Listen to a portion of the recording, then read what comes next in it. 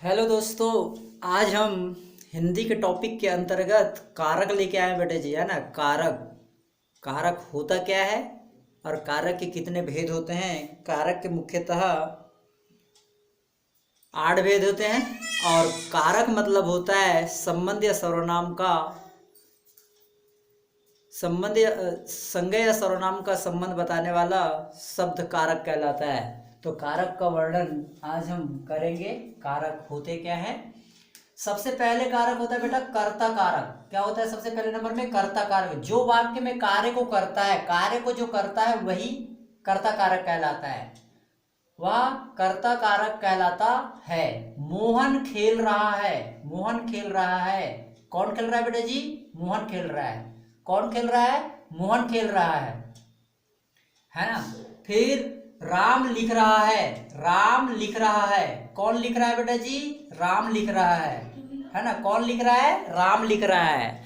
मतलब कौन करता है?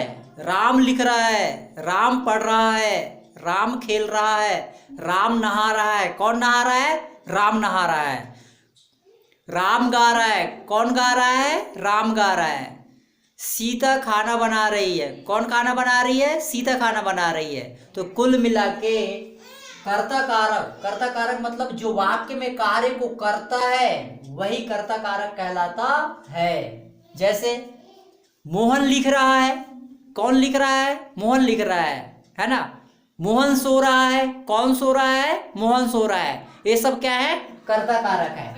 दूसरा कारक है बेटा जी, दूसरा कारक है कर्म कारक। दूसरे नंबर के कारक को कर्म कारक कहते हैं। दूसरे नंबर के कारक को कर्म कारक कहते हैं। वह वस्तु या व्यक्ति जिस पर वाक्य में की गई क्रिया का प्रभाव पड़ता है, क्रिया का प्रभाव पड़ता है ना, क्रिया का प्रभाव पड़ता है, वहां पे कर्म कारक होता है। रमेश हॉकी खेल रहा है।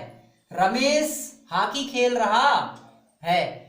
रमेश क्या खेल रहा है बेटे जी? रमेश हॉकी खेल रहा है। एग्जाम्पल है, रमेश हॉकी खेल रहा है।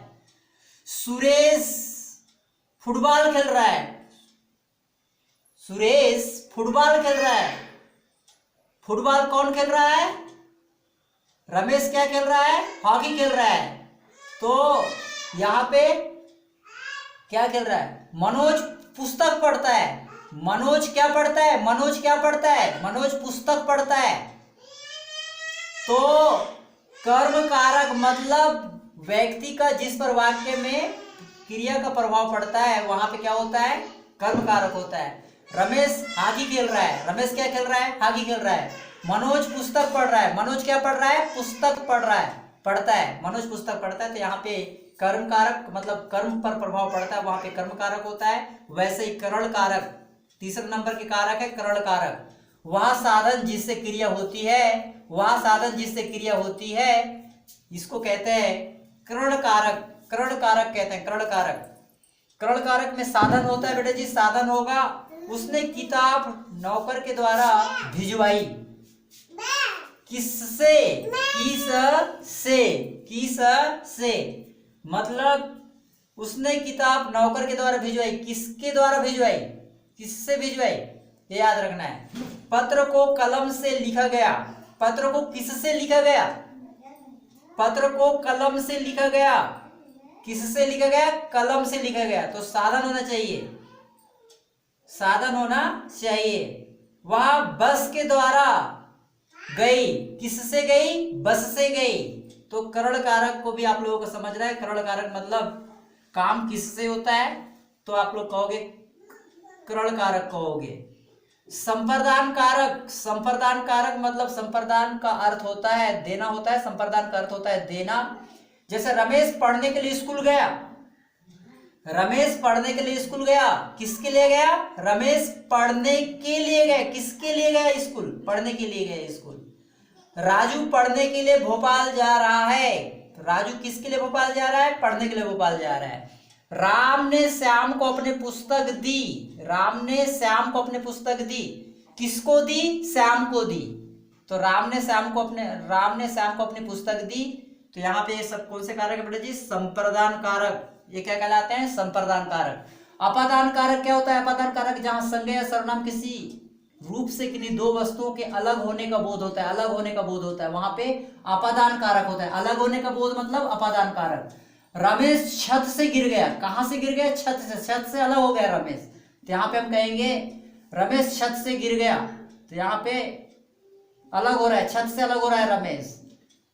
पेड़ से फल गिरते हैं, फल जो है पेड़ से कैसा हो रहा है? अलग हो रहा है। यहाँ कौन सा कारक होगा? अपादान कारक होगा।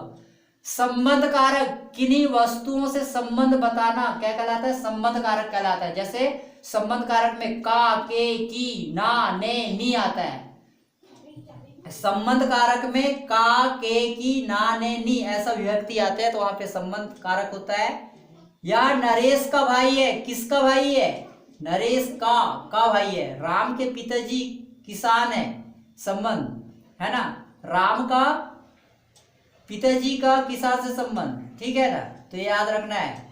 अधिकरण कारक में में और पर शब्द आता है। गैस पर खाना पक रहा है, गैस पर खाना पक रहा है, तो इसको कहेंगे हम अधिकरण कारक, में और पर शब्द आएगा। संबोधन कारक में हे, अरे, ओ ऐसा शब्द आता है। संबोधन कारक में हे, अरे, ओ ऐसे शब्द आएंगे।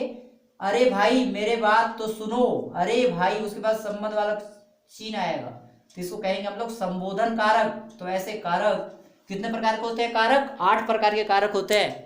8 प्रकार। कर्ता कारक मतलब जो वाक्य में कार्य को करता है वही कर्ता कारक कहलाएगा। कर्म कारक मतलब क्रिया का प्रभाव पड़ेगा क्रम पर, है ना, तो हम कहेंगे कर्म कारक कहेंगे। जैसे रमेश हॉकी खेल रहा है, क्या खेल रहा है? हॉकी खेल रहा है। करण कारक मतलब किसी साधन के द्वारा काम होगा तो करण कारक होगा। संप्रदान मतलब का अर्थ हो देना होगा, के लिए को लिए, है ना। रमेश पढ़ने के लिए स्कूल गया, किसके लिए स्कूल गया? पढ़ने के लिए स्कूल गया। तो इस प्रकार से 8 प्रकार के कारकों का हमने वर्णन किया।